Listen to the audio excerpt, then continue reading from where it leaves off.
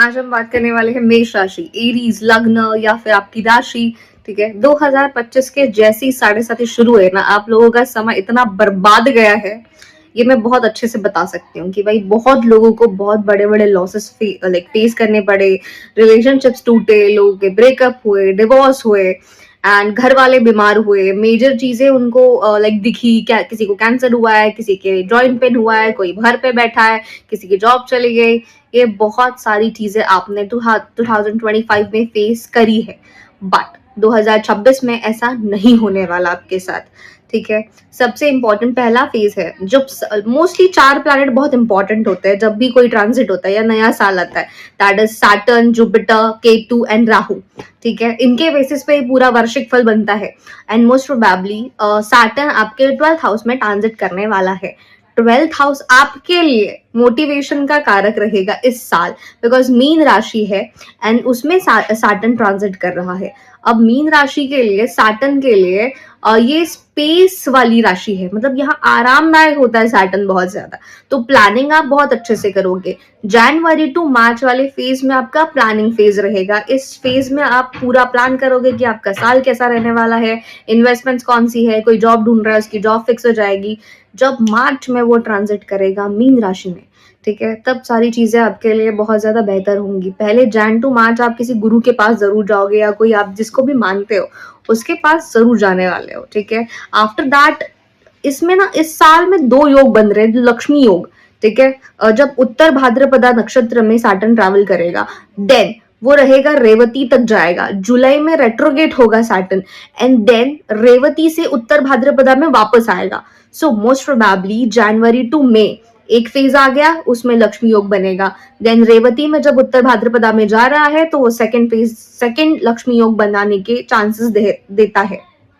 जब ये Saturn retrograde होगा, लक्ष्मी योग तो बनेंगे और आप उसका पूरा फायदा उठाओगे। प्लस जब ये सैटर्न आपको घर से दूर करेगा, ठीक है, तो आप जो भी कर रहे हो, आप किसी सिटी में सिटी चेंज कर सकते हो, कंट्री चेंज कर सकते हो, फॉरेन ट्रैवल कर सकते हो काम के चक्कर में, या फॉरेन सेटलमेंट भी बनता है।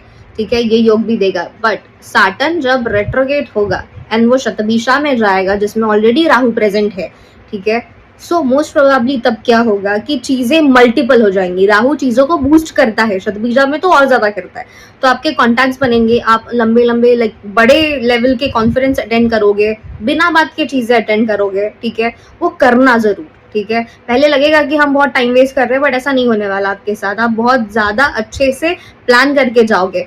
प्लस सैटर्न की दृष्टि जो होती है, 3rd हाउस एस्पेक्ट 2nd को देखता है, 7th हाउस एस्पेक्ट 6 को देखता है एंड 10th हाउस एस्पेक्ट आपके 9th हाउस को भी देख रहा है इस बार।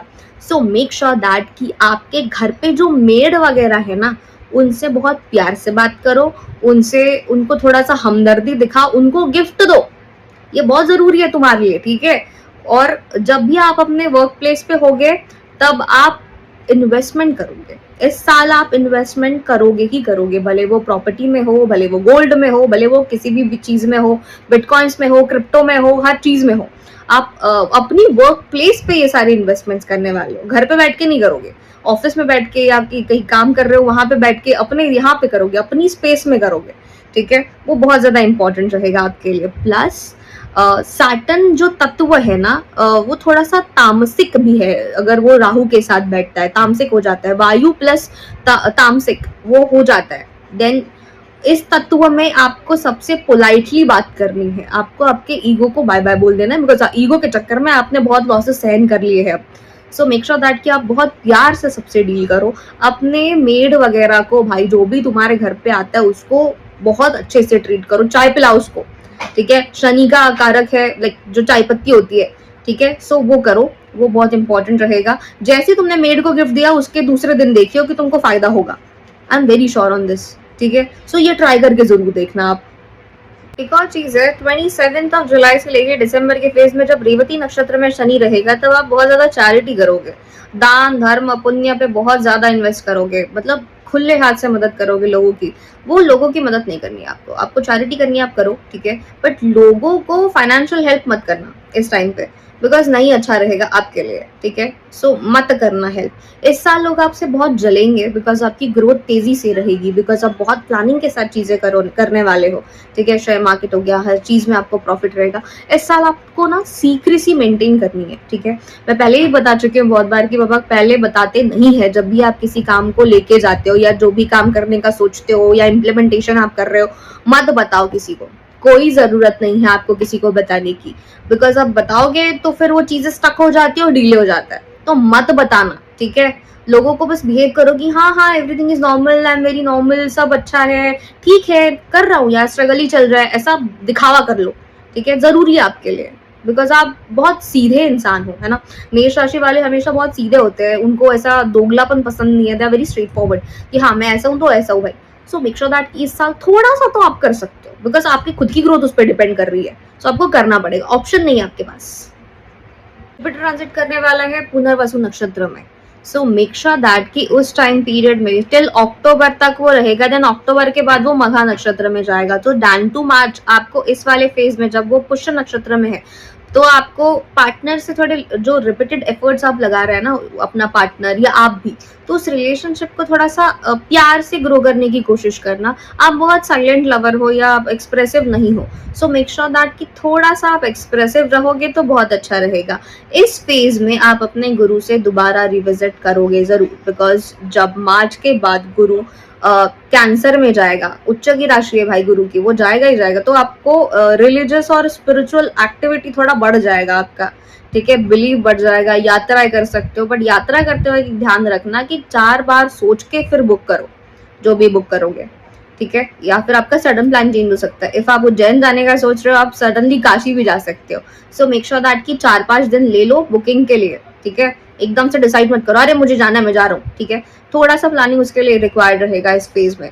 मोस्ट प्रोबेबली उसके बाद सैटर्न आपके 6 पे अगर एस्पेक्ट कर रहा है तो आपके डेब्ट्स क्लियर होंगे, ठीक है। ये बहुत इंपॉर्टेंट रहेगा। प्लस जुपिटर की भी दृष्टि रहेगी पुष्य नक्षत्र में, जब जुपिटर जाएगा तो आपके डेब्ट्स के रास्ते खुल जाएंगे और आपको सडन मनी गेन हो सकता है उस पीरियड में। प्लस जुपिटर एंड सैटर्न इस साल 2 बार ट्रांजिट कर रहे हैं, डबल ट्रांजिट है इस बार। सो मेक श्योर दैट कि इस फेज में ना थोड़ा सा सीक्रेसी मेंटेन करनी है, वो मैंने पहले बता दिया। दूसरा है कि बाबा अपने बच्चों पे आपका थोड़ा सा ध्यान, मतलब निग्लेक्ट कर सकते हो, इग्नोर मार सकते हो बच्चों पे, ठीक है।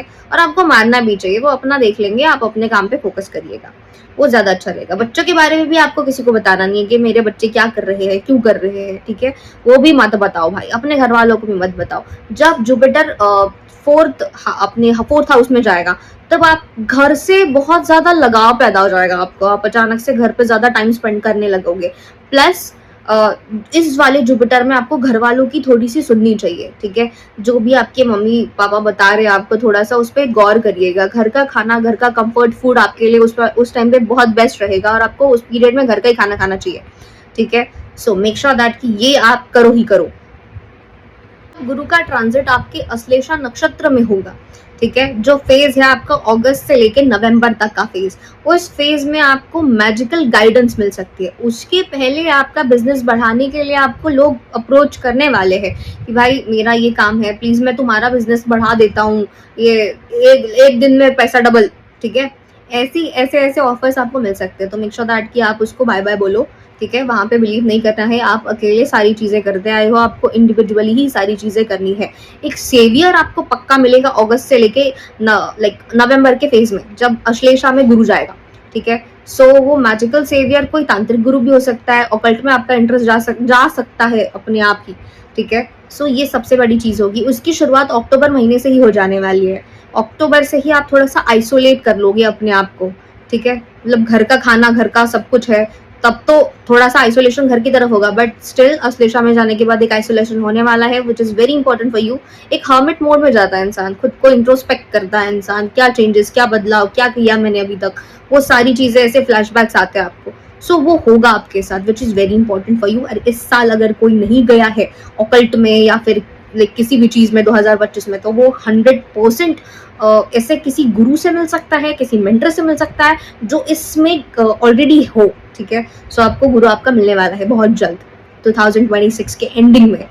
सो ये साल तो आपको बहुत कुछ देने वाला है, ठीक है, बस आपको सीक्रेसी मेंटेन करनी है, मैं ये दोबारा दोबारा बता रही हूँ। देन केतु आता है आपके पंचम घर में, ठीक है, तो फिफ्थ हाउस का केतु इज लाइक कि ओके ओके, ठीक है, वो ऐसा कोई प्रॉब्लमैटिक सीन क्रिएट नहीं करता। आप फ्यूचर पे थोड़ा सा ध्यान देते हो, थोड़ा सा ऑप्टिमिस्टिक हो जाते हो, पार्टनर से थोड़ा सा डिटैच हो जाते हो, और कम्युनिकेशन में थोड़ा सा एकदम शांत हो जाते हो, ठीक है। Fifth house is all about communication also, so थोड़ा सा होल्ड करोगे चीजें कि भाई मैं बोलू नहीं बोलू, सोचोगे, सोच के बोलोगे, which is very good for you, ठीक है।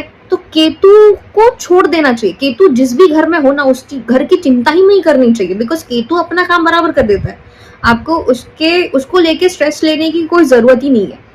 सो ये बहुत इंपॉर्टेंट चीज है। देन लियो में केतु बहुत ज्यादा अच्छा रहता है, सो आपको फिर भी लाइक लोड लेने की जरूरत नहीं है चीजों को लेके, ठीक है। इग्नोर मारो, बिंदास इग्नोर मारो चीजों को। देन राहु जब लियो पे एस्पेक्ट करता है या ध्यान देता है, देन वो कैंसर में जाएगा, ठीक है। देन वहां पे आपका दिसंबर के बाद आपको चीजें रिवील करनी चाहिए, ठीक है। राहु का ट्रांजिट होने वाला है सितंबर के बाद, उसके बाद वो जाएगा लियो में, देन जाएगा कैंसर में। सो मेक श्योर दैट कि उस टाइम पे आप बहुत शांति से चीजें, ठीक है, मतलब उसके पहले रिवील नहीं किया आपने, अब आप बता सकते हो दिसंबर में कि हाँ ये मैंने किया था, ये मेरा हुआ है, ठीक है, ऐसा आप तब रिवील करो, बिकॉज पेट में बात तो पचनी नहीं है आपके, ठीक है। तो ये आप कर सकते हो। जैसे कि मैंने बताया है, पांचवा अगर बच्चों का भी होता है, कम्युनिकेशन का भी है, बच्चों के बारे में सीक्रेसी मेंटेन करनी है, ठीक है। मार्स इस साल आपके 12th हाउस में जाके मोस्टली मोटिवेशन देगा आपको, ठीक है। तो मार्स भी थोड़ा सा इंपॉर्टेंट रोल प्ले करने वाला है, आपको करेज कॉन्फिडेंस दे सकता है वो अचानक से, ठीक है, वो शुरुआत में ही दे देगा, ठीक है। तो आपका पूरा साल बहुत सुंदर जाने वाला है, आपको यूटिलाइजेशन उसका अच्छा करना आना चाहिए, and everything is very normal with you this year. इस साल कोई बड़े पंगे नहीं है, इस साल कोई नाटक नौटंकी नहीं है, ये साल आपको भर भर के पैसा देगा। जितना पैसा 2025 में आपने गवाया है ना, उतना पैसा आप फर्स्ट हाफ में ही निकालने वाले हो, ठीक है। सो ये है, इतना ही ध्यान रखना है आपको। रेमेडीज अगर मैं बात करूं तो आपको भाई विष्णु सहस्त्र नाम सुनना है डेली, ठीक है, इतना ही करो, बाकी आपको कुछ करने की जरूरत नहीं है। अपने मेड वगैरह को बहुत प्यार से रखो भाई, वो आपके लिए बहुत अच्छा रहेगा, बिकॉज वो कर्म भी होता है ना। 10th ऑब्वियसली सैटर्न का जो घर है 10th हाउस, उसका काम भी आप कर रहे हो, थर्ड एस्पेक्ट, ठीक है, उसका थर्ड पड़ रहा है एस्पेक्ट, तो ऑब्वियसली आप उसके भी काम कर रहे हो, आप कम्युनिकेशन पे भी काम कर रहे हो, आप मेड को भी अच्छा रख रहे हो, सब चीजें आप कर रहे हो, ठीक है।